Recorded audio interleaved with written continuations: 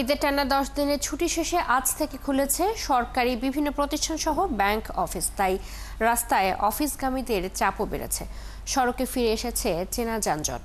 এ নিয়ে আরো খবর জানাতে আমাদের সাথে যুক্ত আছেন সহকর্মী সুমন তানভীর। তানভীর, এতদিনের ছুটির পর অফিস আদালত খুলেছে।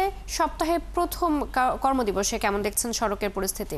দীর্ঘ 10 দিন ছুটির পর শুধু আসলে শহরের মানুষই কর্মে ফেরেনি, মনে হচ্ছে যে শহরও যেন তারা কর্মে যোগ দেওয়ার চেষ্টা করছেন। আমরা সকাল থেকে আছি কাউরান বাজারে, এখন বাজে 9টা 5। তবে আজকে অর্থাৎ প্রথম কর্মদিবস 10 দিন পরে আমরা সকালে এসে যে চিত্রটি দেখলাম, অর্থাৎ যেহেতু এখন সবচেয়ে পিক আওয়ার অফিসের এবং আমরা রাজধানীতে যারা বাস করি তারা জানে যে এই সময় সবচেয়ে বেশি ভিড় থাকে এবং সবচেয়ে বেশি আসলে ট্রাফিক পড়ে, কিন্তু সেই ট্রাফিক কিন্তু আসলে এখনও শুরু হয়নি। আমরা সকাল থেকে দেখছিলাম যে ট্রাফিক পুলিশের যারা আছেন তারা তাদের সর্বোচ্চ চেষ্টা করছেন এবং তাদের ফুল ফোর্স এখানে ডিপ্লয় আছে। একটু তাদের মুখে শুনবো আজকে প্রথম কর্মদিবসে আসলে কেমন রাজধানী তারা পেলেন এবং তাদের প্রস্তুতি কেমন। একটু যদি বলতেন, প্রথম কর্মদিবস প্রস্তুতি কেমন আর ট্রাফিকটা কেমন ছিল?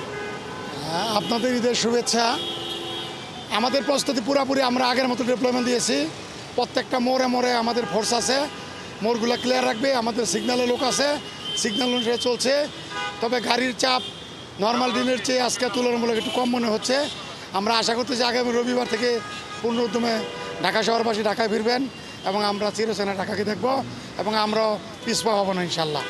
ধন্যবাদ। আপনি শুনছিলেন, আমরাও আসলে সকাল থেকে সেটাই দেখছিলাম যে আমরা বিগত ঈদগুলোতেও দেখেছি, বিশেষ করে কোরবানির ঈদগুলোতে আমরা যেটা দেখি যে আসলে ছুটি আপনি যতই দেন, যে সপ্তাহে আসলে কর্মদিবস শুরু হয় সেই সপ্তাহটিও কিন্তু আসলে শহরটি একটু ঢিলে তালেই চলে এবং তার পরের সপ্তাহতে অর্থাৎ আমরা বলতে পারি যে আগামী রবিবার থেকে আসলে পুরো দমে কিন্তু রাজধানী তার কর্মব্যস্ততা ফিরে পাবে এবং সেই চিরচেনা ট্রাফিক হয়তো রাজধানীর মোড়ে মোড়ে রাজধানীর মানুষ দেখতে পাবে এবং সেটি পছন্দ হোক আর না হোক এর ভেতর দিয়েই মানুষের জীবন চলবে। তো এই ছিল আসলে প্রথম কর্মদিবসে ঈদের ছুটি শেষে আমার কাছে সর্বশেষ।